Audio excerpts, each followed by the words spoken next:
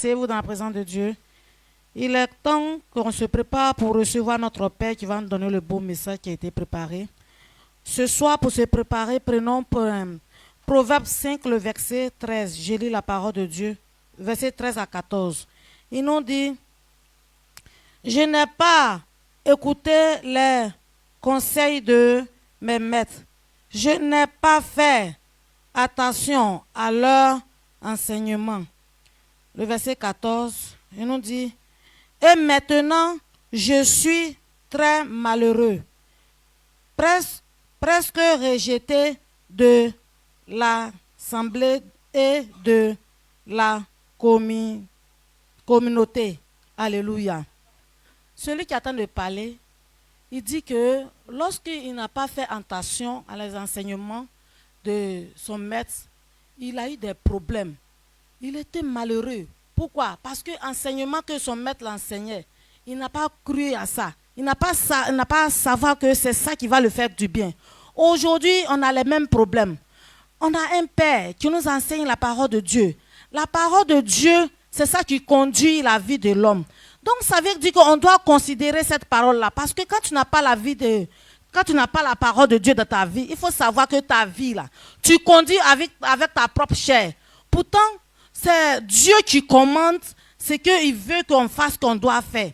Alors, si toi-même tu fais ce que tu veux, et que devant là-bas, comme on dit, ça devient un autre problème devant toi, qu'est-ce que tu vas dire? Tu ne peux pas dire que c'est Dieu qui t'a fait du mal. Parce que souvent, il y a des chrétiens qui disent que moi, il y a longtemps, je suis chrétien, je vais à l'église, mais rien ne change dans ma vie. Mais si tu vas à l'église, que ton père t'enseigne la parole de Dieu, que toi, tu ne considères pas ça, toi-même, tu veux mûr avec toi-même ta propre force. Comment ta vie peut être changée? Alors, on doit écouter notre Père. Parce que c'est cette parole-là, quand tu écoutes là, c'est ça qui va te montrer ce que tu dois faire. Sinon, demain, tu vas avoir la honte. Sinon, demain, tu vas avoir des problèmes que tu ne sais pas d'où viennent des problèmes. Alléluia. Donc, on doit considérer la parole de Dieu. C'est la parole de Dieu qui est notre vie. Il faut savoir que sans la parole de Dieu, là, ta vie est rien. Donc, tu ne dois pas dire que, moi, je suis fatigué. Tout le temps dans la maison de Dieu. L'homme de Dieu, même aujourd'hui, là, si on arrive là-bas, il n'a qu'à prier seulement à se retourner. Non. Il peut prier, on peut se retourner. Mais il faut savoir que la parole de Dieu qu'on nous montre, c'est une voie qu'on nous montre. C'est quelque chose qu'on nous dit qu'on doit faire. Il ne parle pas comme ça, comme ces récitations, il attend de faire. Mais il attend de nous montrer les principes, ce que nous devrons faire pour plaire à Dieu, pour que notre vie soit prospère. Alléluia. Parce que notre vie ne doit pas être une vie qui est serrée, que ça veut dire qu'on est sur la terre, mais la terre qu'on est dessus, là, on est serré. Ce qu'on fait, on ne sait pas ce qu'on fait. Toujours, on est dans le malheur. Toujours, on est dans le malheur. Non. Dieu, il nous a créés pour qu'on le sait. Quand tu le sais, toutes ces personnes qui livrent leur vie à Dieu, qui le sait là, vous voyez que leur vie là, ils sont toujours en paix. Ils sont toujours en joie. Quand on écoute les hommes de Dieu qui sont grands. Ceux qui ont compris la parole de Dieu, qui se sont livrés à Dieu. Comme notre père, le père de notre père, Papa Goré, qui a gagné. Quand tu arrives là-bas, là, tu dis que, donc il y a les hommes de Dieu qui se consacrent à Dieu, puis leur vie est simple comme ça. Vraiment. Vous voyez, quand notre père, je prends exemple sur notre père, quand notre père, il a vu cela, qu'il a donné toute sa vie à Dieu. Vous voyez que maintenant, il ne souffre pas comme avant. Tout ce qu'il veut, Dieu fait ça pour lui. C'est ça. Donc, on doit considérer la parole de Dieu. C'est ce que cet homme-là dit dans la Bible. Il dit, quand on l'a enseigné, il n'a pas cru à cet enseignement-là. Il n'a pas considéré l'enseignement. Et puis, ça a été bagage sur sa tête. Ça a été problème pour lui. Parce qu'il n'a pas considéré l'enseignement. Donc, ce soir, il ne faut pas pour toi être comme ça. Quand ton père va monter à la chaîne, il faut déjà être content. Parce que quand tu es réjoui, là, c'est ça ce qu'on te parle, tu peux le recevoir dans ton cœur. Mais quand tu vois l'homme de Dieu monter et puis tu es fâché, il faut savoir que ce qu'il va dire là. Tu ne vas même pas entendre pour dire retenu. Donc, il faut être en joie pour entendre la parole de Dieu, pour garder dans ton cœur. Alléluia. Si ce soir, tu es prête ou bien tu es contente à ce message pour recevoir, il faut te tenir debout et on va acclamer puissamment pour recevoir notre Père qui va nous donner le bon message qui a été préparé.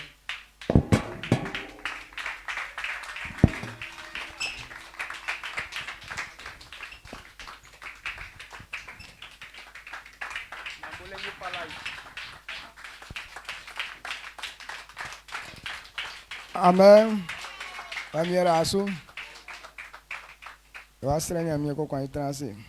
Tu vas prier, après quoi tu vas t'asseoir.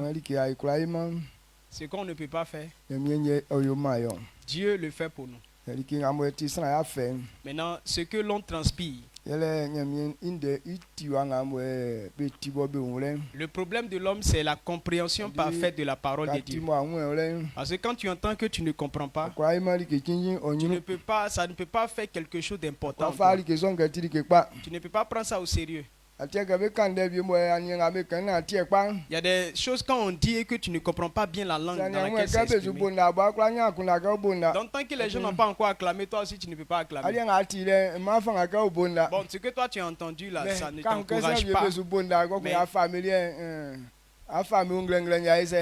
Donc quand tu vois les autres acclamer, alors tu te sers de leur atmosphère pour acclamer. Lorsque tu n'as pas entendu la parole telle que tu dois l'entendre, ça ne peut pas te donner la foi.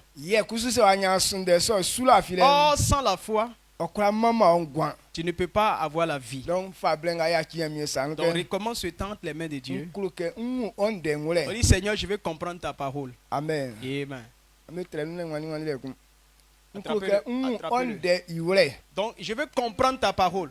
Et lève la main, commence à prier.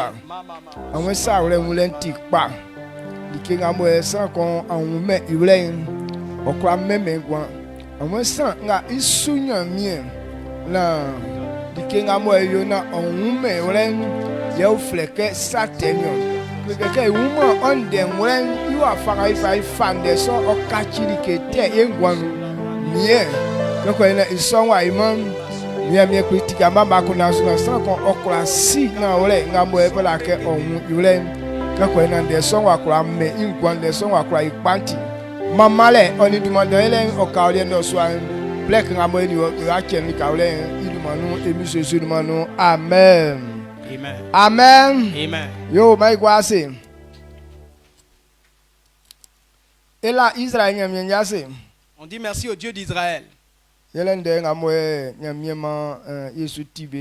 Par la grâce pour les bonnes paroles que nous écoutons. La Bible dit que la parole que tu écoutes, c'est ça qui te donne la vie. La chair ne sait de rien, mais l'esprit vivifie. L'esprit ne travaille pas en dehors de la parole de Dieu. Jésus a pris 3 ans pour enseigner les apôtres. Maintenant, après les 3 ans, il leur a dit, n'allez pas d'abord, mais attendez le consolateur. Il faut d'abord la connaissance de la parole de Dieu avant que l'Esprit de Dieu puisse opérer. Donc ce que nous écoutons, et à cause de ces paroles, tu auras certainement la vie. Amen. Amen. C'est pourquoi quand ça arrive, on doit bien s'asseoir et comprendre. Depuis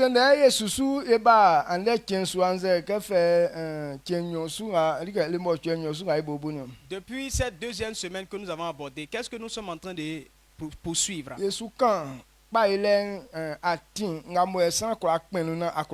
Nous parlons du secret pour avoir le succès. Et on dit quoi? Que la réussite dépend de la grâce de Dieu pour l'homme. Ce n'est pas parce que tu es bon que tu réussis. Ou bien pas parce que tu es habile. La grâce de Dieu est ce qui... La grâce de Dieu en l'homme, c'est ça qui lui donne du succès. Et comment faire pour avoir la grâce? On vous a déjà expliqué comment on fait. Mais pour ce soir, les justes sont ceux qui reposent la grâce de Dieu. La grâce de Dieu ne demeure pas sur celui qui est infidèle, mais celui qui aime la justice.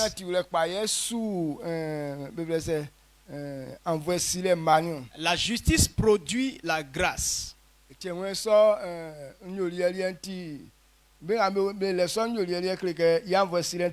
Et c'est pourquoi ceux qui sont justes ont facilement la grâce dans leur vie. Maintenant, avant de parler, de venir, je pose la question.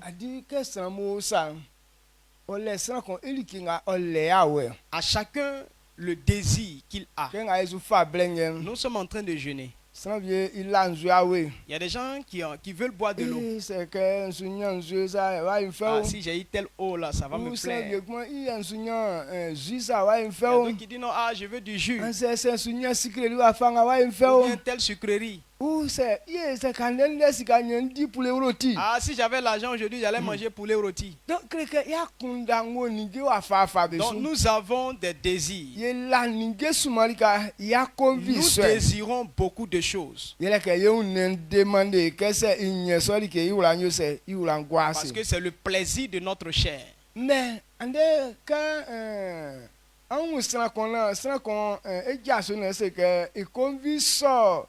Jésus. Mais que quelqu'un puisse dire, ah, moi je soupire après Jésus. Aujourd'hui là, ah, j'ai envie de Jésus. Ça que accident si ce n'est pas par accident, on ne verra pas que les gens vont désirer directement Jésus-Christ. Amen. Amen. Et ce soir, je vais poser la question. Nous sommes en train de jeûner. Tu es en train d'écouter la parole. Mais de quoi est-ce que tu désires quoi? Ton cœur soupire après quoi? Depuis qu'on a commencé ce jeûne, qu'est-ce que tu désires? Matthieu 5. Il nous a dit ce qu'on doit désirer. Matthieu 5, le verset. Il dit ceux qui ont faim et soif de la justice, eux, ils sont heureux. Donc,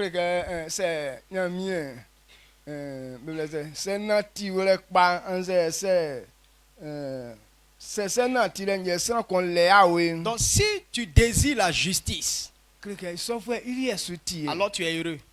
Tout ce qu'on est en train de dire là, est-ce que tu désires ça aussi? Tout ce que tu es en train d'entendre depuis ce moment, as-tu désiré ces gens de choses? Sinon que tu désires des choses vaines. Pourtant, ce n'est pas ça qui produit la vie. La Bible dit celui qui a faim et soif de la justice. Faim et soif de la justice. La personne est heureuse. Donc si tu veux avoir du succès, désire la justice de Dieu. On ne doit pas te forcer, mais ça doit être un désir personnel. De la même manière que quelqu'un a faim, il est prêt à quitter ici pour aller derrière là-bas pour aller chercher Gaba. Pour aller s'échauffer un peu. Donc cette faim-là qui te pousse à te déplacer de cette façon, il faut avoir cette faim de la justice. Il faut avoir faim de la justice de Dieu de cette façon. Et tous ceux qui ont ce genre de désir, Dieu les a qualifiés d'heureux. Parce que le juste a la grâce sur sa vie. Et si la grâce est sur les justes, et moi je veux réussir, qu'est-ce que je dois désirer? Non, venir à l'église, ce n'est pas ça l'essentiel. Quand tu viens à l'église, tu viens chercher quoi? Quand nous prenons le livre d'Ecclésiaste, il dit quand quelqu'un se presse pour aller dans le temple de Dieu, avant de rentrer dans le temple, il faut d'abord avoir il faut prendre la décision. Prends la décision d'aller écouter la parole de Dieu. Et ceux qui ont ce genre de décision, c'est mieux que des gens qui ont décidé de faire des sacrifices, mais ils ne savent pas qu'ils sont en train de pécher. Quand on vient à l'église, il y a des choses vaines. C'est ça que nous gardons. Manger là, c'est ça qui est notre intérêt. Ce monde est jeune là, ça dure pour certains. Donc,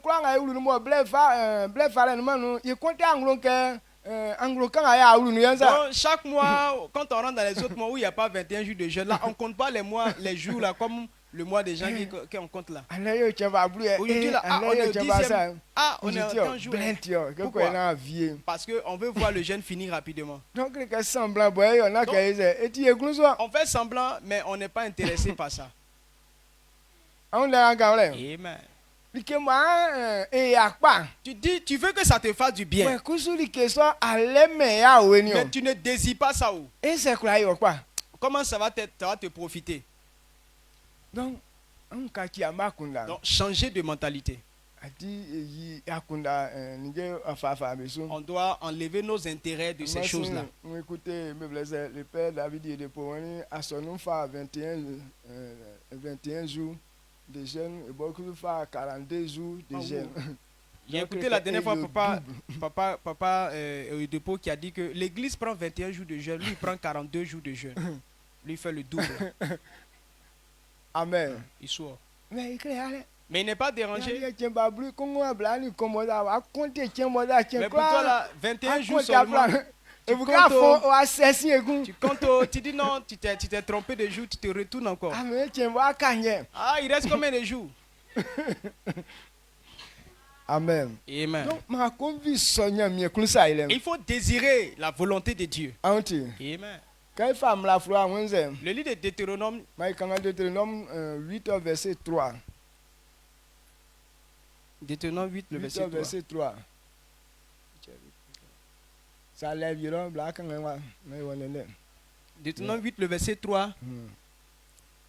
Il t'a humilié, il t'a fait souffrir de la faim et il t'a nourri de la manne que tu ne connaissais pas et que n'avaient pas connu tes pères, afin de t'apprendre que l'homme ne vit pas de pain seulement, mais que l'homme vit de tout ce qui sort de la bouche de l'Éternel. Amen. Amen. Dieu a humilié. Il leur a donné la manne. C'est une nourriture étrangère. Mais pourquoi Dieu leur a donné cela? Parce qu'il veut apprendre aux hommes que l'homme ne vit pas seulement de la nourriture physique. Mais il y a une chose qui donne la vie à l'homme. La parole qui sort de la bouche de l'Éternel. Quand nous jeûnons, c'est une manière de nous humilier. Dieu est en train de dire de ne pas nous focaliser seulement sur la nourriture.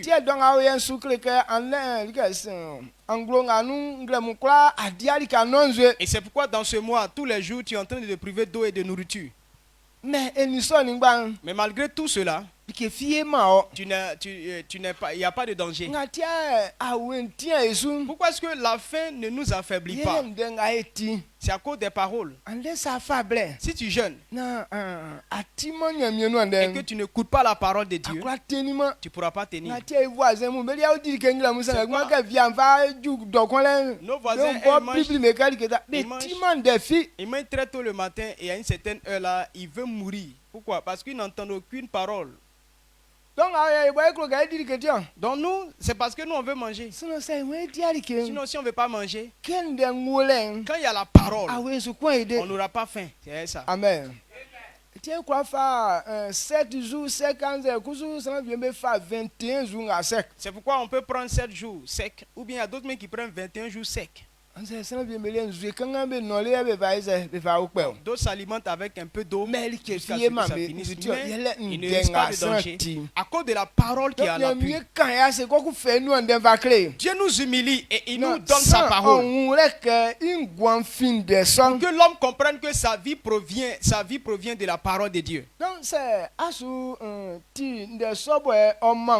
Si tu entends ces paroles qui donnent la vie, alors tu dois avoir l'esprit ouvert et désirer cette parole.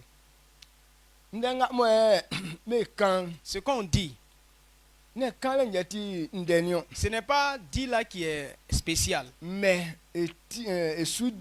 la pratique, c'est ça. Les gens entendent tout le temps. Mais pourquoi est-ce qu'il n'y a pas de fait dans leur vie? Parce que le cœur n'a pas encore accepté de pratiquer. Amen. Amen. Lorsqu'on va finir de prier, on va prier tout à l'heure pour la fin. On va pas forcer quelqu'un. Tu vas voir que la nourriture ici, l'eau par là. Alors ainsi même quelqu'un est en train de calculer sa position qu'il va prendre. Voilà ce que je vais prendre d'abord. Et je vais prendre ça pour ajouter. Avant de venir même, il a déjà préparé ça et là. Amen. Amen. Mais la parole qui donne la vie là. Et ce matin même ce qu'on a dit là, si il demande qu'est-ce qu'on a entendu là, forcément quelqu'un va bégayer. Donc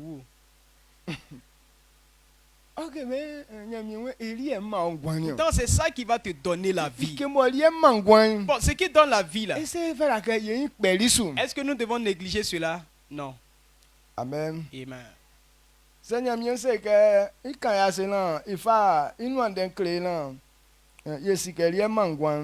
dit quoi? Il nous a humiliés et il nous a donné sa parole pour qu'on comprenne que la vie est dans la parole. Donc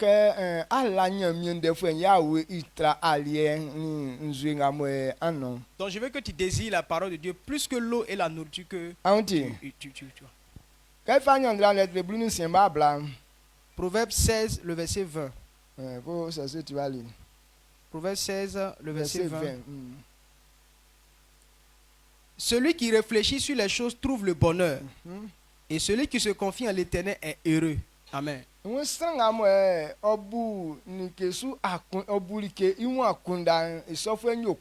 Amen.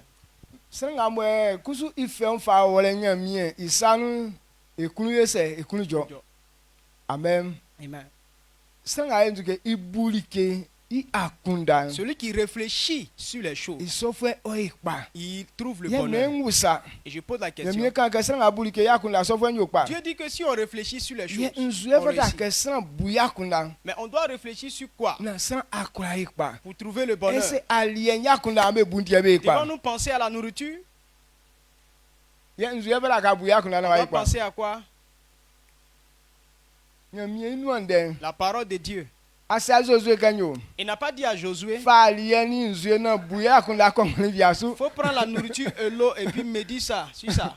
Il dit n'a qu'à faire quoi? Il fait la parole de Dieu. Et qu'il médite jour et nuit.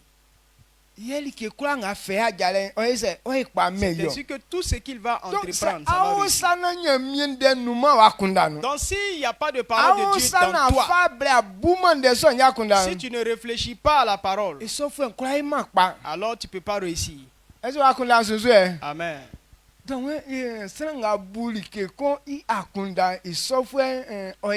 Celui qui médite, qui réfléchit, il trouve le bonheur. Maintenant, plus concrètement, il a dit, si tu te confies à l'Éternel. Parce que quand il dit, si tu réfléchis aux choses, tu vas penser que c'est aux choses qui sont dans le monde. Mais il a précisé pour dire que celui qui se confie en l'Éternel, ce que tu ne médites pas, tu ne peux pas te livrer à ça. Ce sur quoi tu ne réfléchis pas, ça ne peut pas demeurer dans ton cœur. Si nous voulons réussir, Acceptons que la parole de Dieu demeure dans notre cœur. Désire la parole de Dieu. Désire la volonté de Dieu.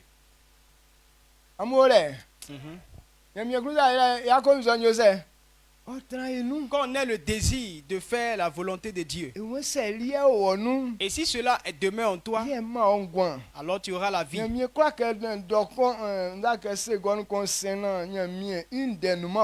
Dieu ne veut pas qu'il se passe une seconde sans qu'il y ait la parole en toi. Tout le temps. La parole doit être en toi. Parce que c'est elle qui nous vivifie. Et voilà ce qu'un serviteur de Dieu doit comprendre. Le juste. Pourquoi il est juste? Parce que la parole de Dieu est dans sa bouche tout le temps. Les voies que Dieu lui a montrées, lui a données, ses paroles dans sa pensée, ça fait de lui un juste. Amen. Amen. Mais toi-même, un seul verset, tu ne connais pas. Mais tu te bases sur quoi pour dire que tu es juste? Parce que tu ne connais aucune parole. Tout ce que tu es en train de faire là, qu'est-ce qui te confirme que ce que tu fais là, c'est dans la Bible? Bon, ce qu'on est en train de faire là,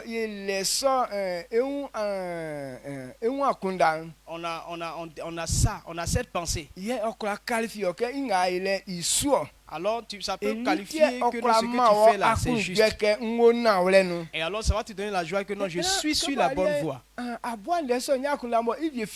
Mais tu ne médites pas la parole et aucune parole n'est dans ton cœur. Alors qu'est-ce qui confirme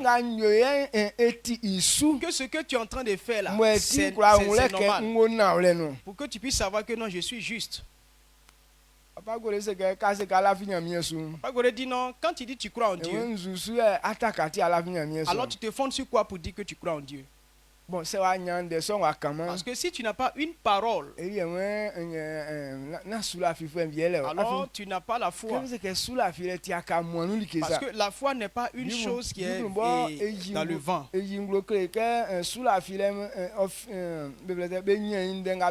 La Bible est claire que nous obtenons la foi par ce qu'on entend. Tu dis que tu as la foi. Alors tu as entendu quelle parole? Ce que tu entends, c'est ça qui te donne la foi. Mais toi, tu dis que tu as la foi. Mais aucune parole à la base. Tu te bases sur quoi pour dire que tu as la foi? Disons que si nous voulons combattre un démon, on va prier. Je vais combattre. Donc je crois que Dieu va me donner le pouvoir. Avant de prier, tu dois savoir les paroles fondamentales. Et tu n'as aucune parole. Maintenant tu vas affronter le diable comment? C'est ça. Donc pour que ta prière puisse porter, je vais chasser ce diable. Parce que la Bible dit, Luc 10 le verset 19, ou Marc 16, le verset 17-18. Donc il y a quelqu'un qui le verset dit que celui qui croit en moi, il pourra chasser les démons. Il va imposer la main aux malades, ils seront guéris. À cause de la puissance qui le suit, les breuvailles mortelles ne pourront pas affecter la personne. Donc tu as ces paroles. Et c'est sur ça que tu te bases pour dire que tu as l'autorité. Amen. Amen. Mais aucune parole à la base. Mais tu te fondes sur quoi?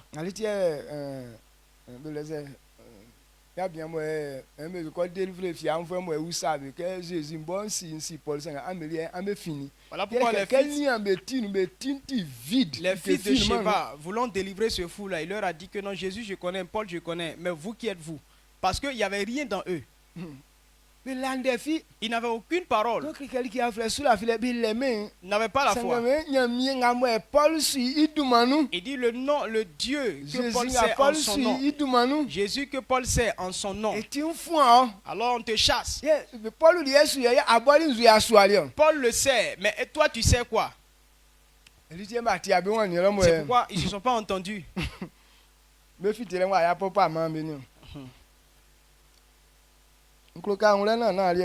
Donc je veux que tu comprennes.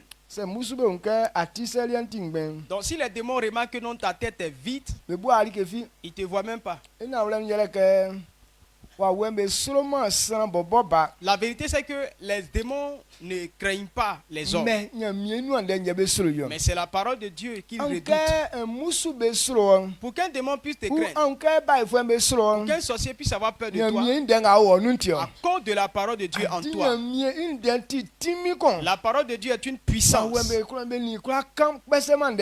les démons ne peuvent pas rivaliser. Amen. Amen. Quand la parole demeure dans la pensée de l'homme, voilà quelqu'un qui a de l'autorité. Amen.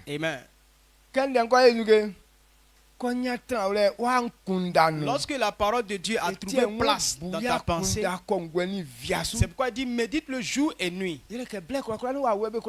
Parce que tout le temps les démons viendront. Lorsqu'ils viendront et qu'ils vont trouver la parole en toi, ils ne pourront pas faire quelque chose. Voici le pouvoir que Dieu nous a donné. Toi, c'est la nourriture qui est trop dans ta pensée. Donc la parole de Dieu n'a même pas petite place en toi. La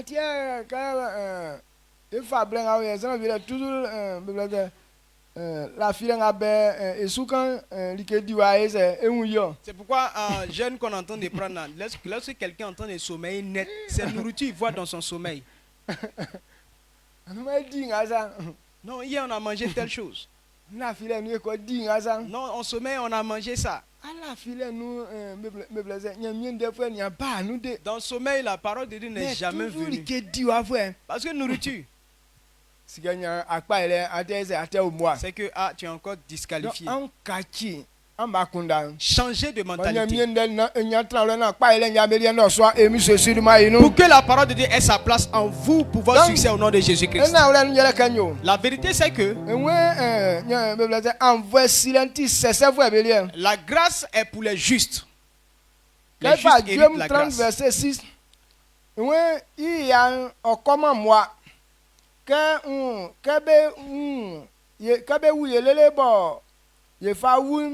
Oyi ikun ufue I ngro yeun no swanu yegwa mwe ase pe kungle munu yebo esro. Amen. Amen. Psaume 30 le verset 6. Car sa colère dure un instant, mais sa grâce dure la vie. Le soir arrivent les pleurs et le matin l'allégresse. Amen. Donc ce que je veux qu'on comprenne dans ce qu'on a lu là, celui qui est dans la vérité, Dieu ne peut pas se fâcher pendant longtemps contre lui. Même si tu as commis une erreur, Dieu ne garde pas sa colère longtemps contre toi. Amen. Les gens pensent que non, Dieu est tellement fâché contre eux, c'est pourquoi ils souffrent. Toute personne juste, malgré les erreurs que tu fais, Dieu ne se fâche pas longtemps contre toi. Il a dit que le juste tombe 7 fois, je le relève 7 fois. Donc si tu te comportes bien, Dieu sait que tu peux faire une erreur. L'erreur dont Dieu se nerve, ce qui devient ton comportement. Si tu pratiques le péché, là la colère est gardée contre toi. Et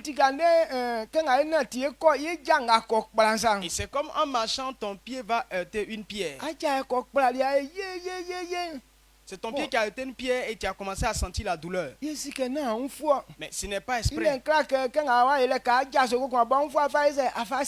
Ce n'est pas dit que non, quand tu vas te lever encore, tu vas prendre ton pied pour frapper la pierre.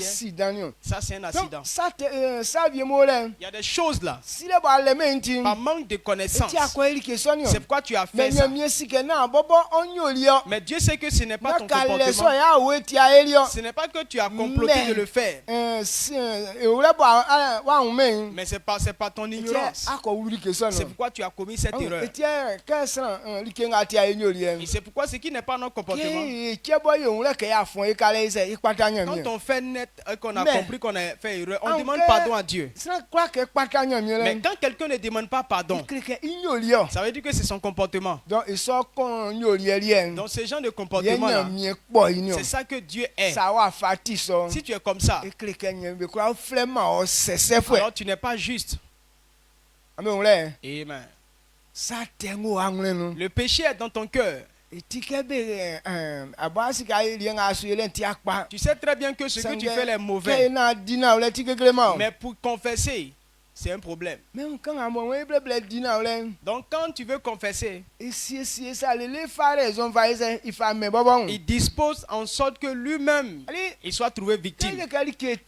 Quand on dit mauvais, ce qui est mauvais, en vérité devant Dieu là,